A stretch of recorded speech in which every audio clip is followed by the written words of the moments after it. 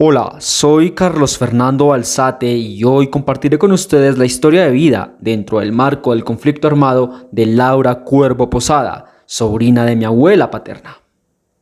Nacer es haber pisado la tierra santandereana, bendita porque ha creado la libertad colombiana. Nacer es haber pisado la tierra santandereana.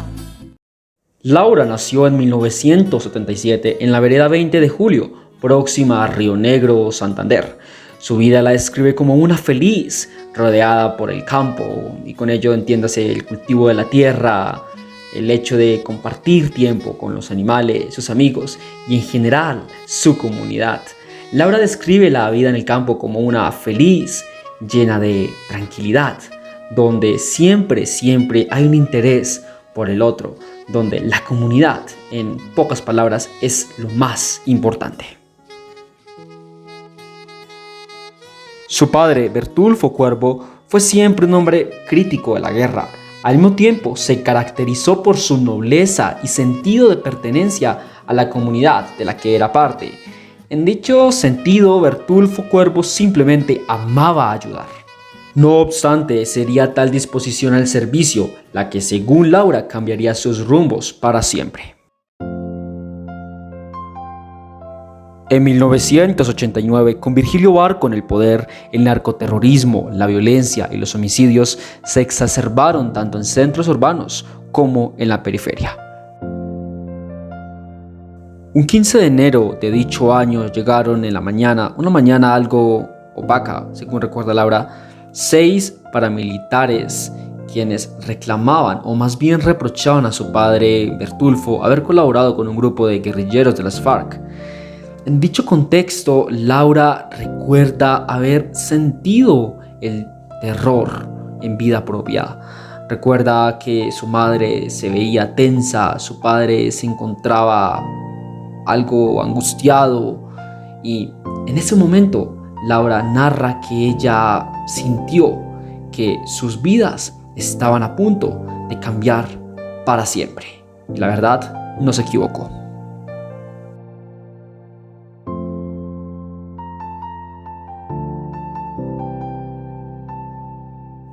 Para 1989, los niveles de violencia y homicidios crecieron con rapidez en Colombia, como lo habían hecho desde la mitad del gobierno de Betancur, tanto en las ciudades como en el campo. Desde 1984 habían aumentado las acciones paramilitares con decenas de masacres de simpatizantes de izquierda y de poblaciones campesinas que por coacción o simpatía daban muestras de colaboración con la guerrilla. En tal sentido, Laura sospecha que su padre, ya fuera por ignorancia, desconocimiento, su propia nobleza, colaboró quizás en algún punto con estos grupos guerrilleros, particularmente las FARC, al venderles algún tipo de insumo. Su padre trabajaba la tierra y proveía alimentos a diferentes personas. En fin, nunca se sabrá. El punto es que aquella mañana del 15 de enero de 1989, los paramilitares llegaron reprochando a su padre o reclamándole por haber colaborado con las FARC. Y justo por esa razón es que Laura, más que nadie, temía a que algo malo pasara en aquel momento cuando los paramilitares llegaron a su casa descontrolados, amedrentando a su padre, tirando cosas, en fin. Laura solo recuerda cuánto temor sintió por su vida, sus dos hermanas de 2 y 3 años para ese momento, su madre y por supuesto su padre. La conversación entre el grupo de paramilitares y su padre se tornaría bastante tensa y en algún punto Laura recuerda que fue llevada a una habitación por 2 de estos 6 paramilitares, mientras 4 de estos permanecieron con su padre, madre y 2 hermanas en la sala, por llamarlo así, de su finca. En aquella habitación a Laura se le ordenó quitarse sus prendas y en dicho sentido ella fue abusada sexualmente por estos 2 hombres a los 12 años de edad.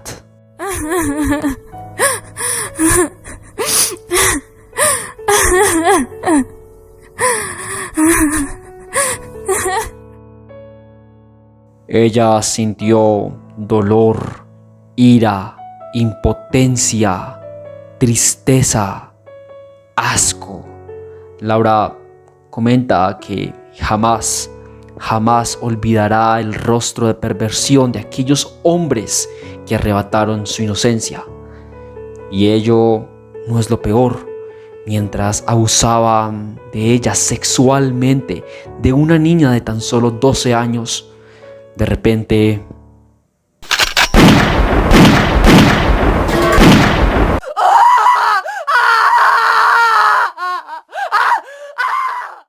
su padre Bertulfo Cuervo, de 45 años, había sido asesinado. Laura me cuenta que en aquel momento vio su mundo desmoronarse. De hecho, y dado que ella se encontraba en otra habitación, pensó que toda su familia había sido asesinada. Sin embargo, fue escuchar a su madre gritar de dolor, lo que le hizo pensar que a lo mejor solamente habían matado a su padre, o que luego matarían a su madre y luego a ella. Realmente, para una niña de 12 años es una experiencia absolutamente impactante, porque como Laura lo narra, no sabía qué esperar, no sabía qué pasaría con ella. Mientras ella era abusada de la forma más cruel posible, su padre había sido asesinado. Y pues en ese contexto no sabía si algo más pasaría. Realmente para ella era muy difícil dilucidar lo que vendría. Los paramilitares abandonaron su vivienda. Laura salió de aquella habitación y al hacerlo solo recuerda ver a su madre posada llorando sobre el cadáver de su padre, quien había recibido 2 tiros en la cabeza y otros 2 cerca del pecho. Realmente no lo recuerda. Una escena que ella describe como traumatizante. El impacto, el dolor, la ira, muchas cosas se combinaron en ese momento. Realmente ella ni siquiera sabe cómo explicar ese sentimiento de desasosiego, de tanto dolor que la inundó en ese momento.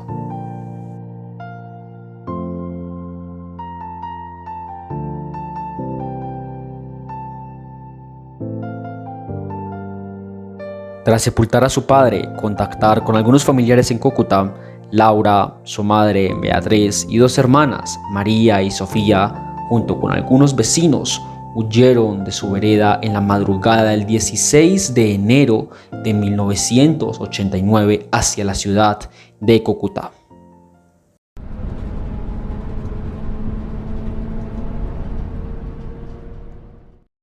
En su viaje hacia Cúcuta, Laura solo recuerda mirar a través de la ventana y pensar en todo lo que dejaba.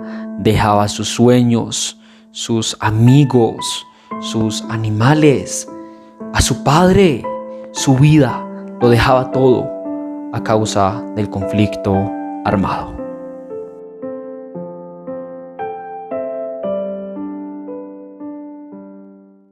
El impacto de la guerra sobre las mujeres está especialmente marcado por su rol tradicional asignado al cuidado y sostén efectivo del hogar.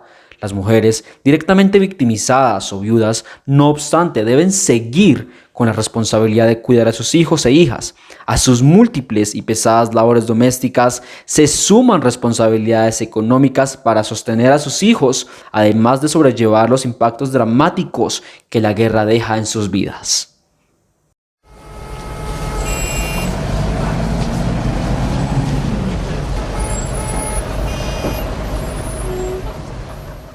Al llegar a Cúcuta, Beatriz, madre de Laura, pese a contar con el apoyo incondicional de su hermano Benjamín, debe comenzar a trabajar para sostener a sus hijos. En dicho sentido, los ingresos mostraron no ser suficientes y por tanto Laura se vio obligada a colaborar a su madre en la plaza de mercado de Cúcuta vendiendo cebollas, tomates y en general revuelto. Comenzar a trabajar a una edad temprana para ayudar a su madre, quien ahora asumía responsabilidades en el hogar a nivel económico, entre otras, hizo a Laura bastante feliz, pues estaba respaldando a su familia. Sin embargo, en su labor en la plaza de mercado, Laura se cuestionaba a menudo sobre dar una dirección diferente a su vida. Y es en ese cuestionamiento cuando ella decide dar un énfasis al tema formativo. Ella decide o determina que educarse, formarse a nivel intelectual le va a dar muchas más oportunidades en el largo plazo. Y bueno, pues así lo hace. Ella enfatiza bastante el tema de la escuela. Sin embargo, en esa aspiración se encuentra con un segundo gran obstáculo, y es la discriminación. Realmente Laura comenta que desde un principio percibió la discriminación, el rechazo de la gente hacia ella. Pero ese rechazo se hizo más explícito en el colegio, en el momento en que sus compañeros la comenzaron a tildar con malos o usaban contra ella malos calificativos como cochina, india, campeche, en fin, muchos adjetivos que a ella la hacían sentirse mal y por tanto la llevaron a cometer un error que ella ahora considera como uno de los más grandes de su vida, y es haber comenzado a cuestionar su esencia, su identidad, al punto de quererla cambiar para adaptarse a lo que era considerado normal o lo que la sociedad o su entorno demandaba.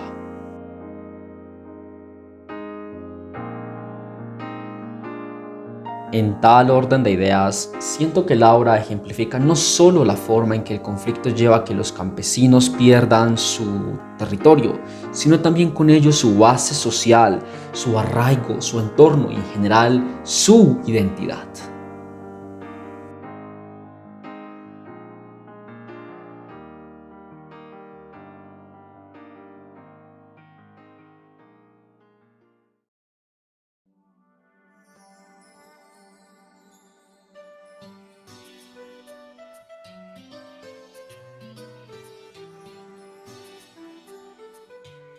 Con el tiempo y para el año 1997, Laura y su familia se habían adaptado muy bien a la vida citadina en Cúcuta. Ya su madre contaba con un mejor empleo, estaban Laura, sus hermanas y madre en una residencia independiente, y Laura se encontró con una oportunidad gigantesca de vida. En ese mismo año, 1997, Laura, por su excelencia académica, es becada para cursar estudios en química en la Universidad Francisco de Paula, Santander. Y bueno, pues Laura comenta que llegar allí fue una experiencia transformadora, pues se encontró con culturas, la investigación e ideas que ampliaron sus perspectivas de vida.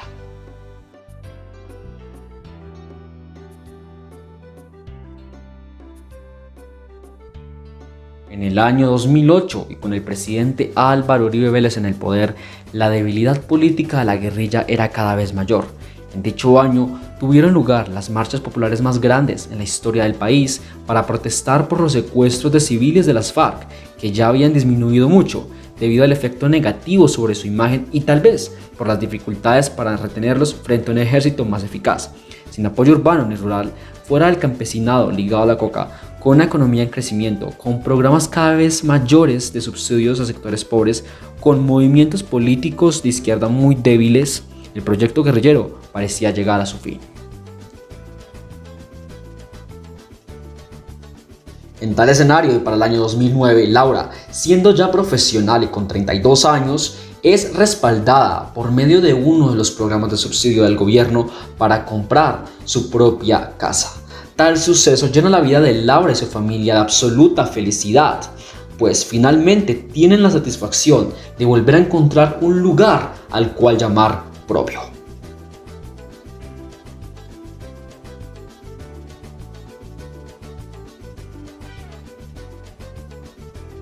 En el año 2011, y ya en el mandato de Juan Manuel Santos, se proclama la Ley 1448 de 2011, o también llamada Ley de Víctimas y Restitución de Tierras, la cual dicta medidas de atención, asistencia y reparación integral a las víctimas del conflicto armado interno colombiano. A tal respecto, Laura y su familia son consideradas víctimas dentro del marco de esta ley. Sin embargo, la restitución de su tierra no es posible de hacer, ya que ellas fueron desplazadas antes del año 1991, exactamente en 1989. Por tanto, este aspecto de restitución de tierras no aplicó para ellas. Y aunque ello no aplicó, sí fueron indemnizadas al no poder acceder a este beneficio de restitución, lo cual en mi opinión resulta bastante injusto.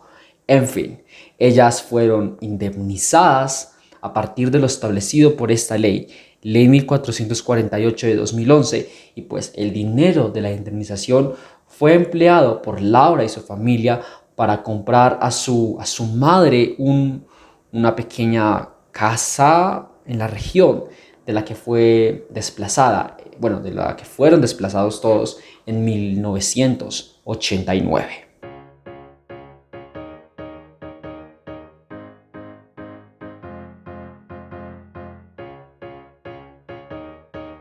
En el año 2016, y luego de haber sido indemnizadas, Laura y sus hermanas, aunque decidieron continuar con sus vidas en Cúcuta, acompañaron a Beatriz, su madre, en su retorno a la vereda 21 de Julio en Río Negro, Santander.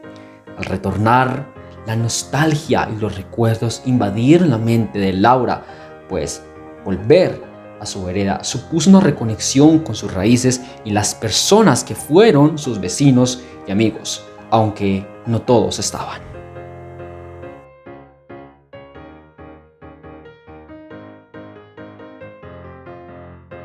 La historia de Laura es una que me hace reflexionar bastante sobre mi vida y al mismo tiempo me genera bastante empatía. Realmente jamás pensé que en mi círculo familiar hubiese una historia de esta naturaleza. Hablar con Laura y compartir con ella me hizo pensar muchas cosas. Por ejemplo, ¿cómo juzgamos? ¿Cómo señalamos como sociedad sin antes conocer de qué forma las circunstancias políticas, sociales, culturales y económicas de nuestro país han antecedido o impactado la vida de esa persona? Si vemos la historia de Laura, ella es una chica campesina que tiene una vida tranquila, una familia bonita, y de repente es golpeada por un conflicto del que ni siquiera es responsable. Cuando llega a Cúcuta, la sociedad la señala, la critica. Seguramente no quiero imaginar qué decía la gente cuando veían a una niña de 12 años vendiendo verduras. Podrían pensar: sus padres son unos irresponsables, esa niña tendría que estar en el colegio. Y en efecto lo estaba, solamente que ella debía trabajar no porque sus padres fueran explotadores o irresponsables, sino porque había una circunstancia determinada por el contexto político de Colombia que la había llevado a esa situación de desplazamiento y que, por tanto, la forzaba a trabajar para respaldar a su madre, que es otra persona a la que seguramente señalaban, cuando realmente ella como mujer, hablo de Beatriz, la madre de Laura, estaba enfrentándose a una cantidad de cosas que simplemente no conocía. Por ejemplo, llevar la responsabilidad económica de su familia. Entonces creo que ese es el punto de esa historia. Uno debe, como persona, detenerse a analizar el contexto de cada ser humano antes de pretender hacer una crítica o señalarlo. Es un error muy común que todos cometemos y creo que eso me hace bastante pensar en eso. Detenerse a analizar. Y ni siquiera para juzgar, sino para empatizar con las historias de estas personas. Más allá de lo anterior, lo que me parece aún más encantador de Laura y toda su historia de vida es que, a pesar de ser marcada por el conflicto, por la guerra, ella no permite que eso determine el resto de su existencia. Ella es marcada por la guerra, pero entonces toma eso como motivación para superarse y sacar adelante a su familia. Y pues eso de verdad me parece completamente admirable. Si uno ve a Laura hoy en día, ella es una excelente ingeniera química, su hermana es arquitecta y su otra hermana es docente, y realmente todas viven su vida con pasión. La alegría que uno percibe en ellas es muy característica y me parece muy bonito porque ellas simplemente, antes de estancarse en su historia, dieron una dirección diferente a esta. ¿Cómo? Buscando la superación personal, lo cual lograron y lo cual me hace pensar que cuando uno quiere las cosas, todo es posible lograrlo. Así que una persona como Laura solamente merece mi admiración y mi absoluto respeto.